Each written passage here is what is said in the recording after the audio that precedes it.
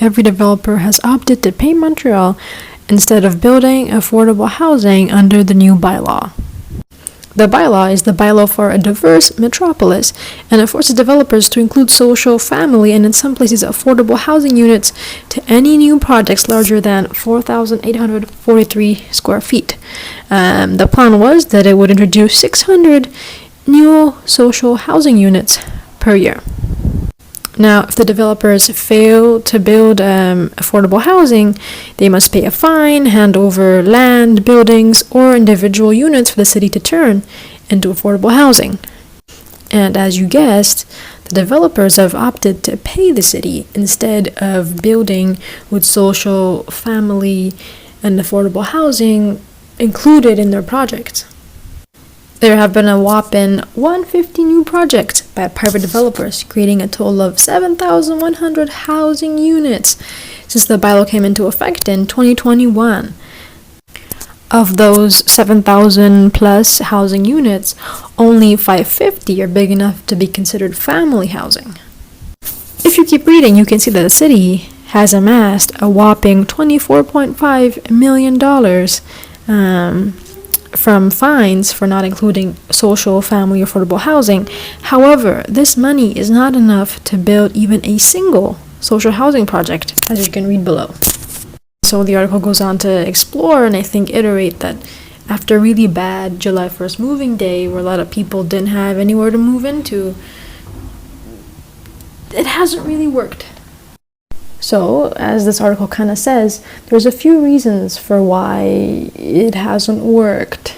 Maybe they shouldn't have put a financial penalty. That would be an easy way to cop out of it.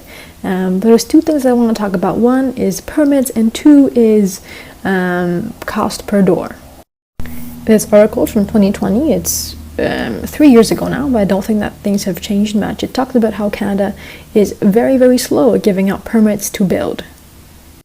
It takes nearly 250 days to get a permit in Canada, 3 times longer than our competitors in the US, and out of the countries in the OECD, we're second to last. We're only beat by the Slovak Republic.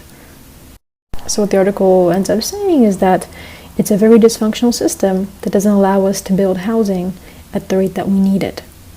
More recently, Canada's population is growing rapidly, welcoming a lot of new immigrants into the country, but we don't have a place to house them. Now, in the initial article, there's a developer that they interviewed that says that costs of constructions are too high, there's too many regulations, too much red tape, it's a huge investment on his part, so he has to get the return of investment that is foreseen, that makes sense for him financially. And so I wanted to bring this screenshot. It's actually a video from Chloe Brown's TikTok page. Chloe ran for Mayor of Toronto, didn't win, but I think has really refreshing ideas, so go have a look at the page.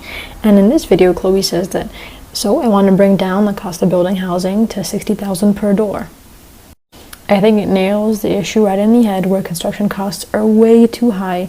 And so for these developers to be able to put out affordable housing in the way that they think makes sense financially, cost of construction has to really be brought down. At the same time, this would help the city themselves put money towards housing projects and allow the city to take more agency towards building social, family, and affordable housing to make sure that people are housed.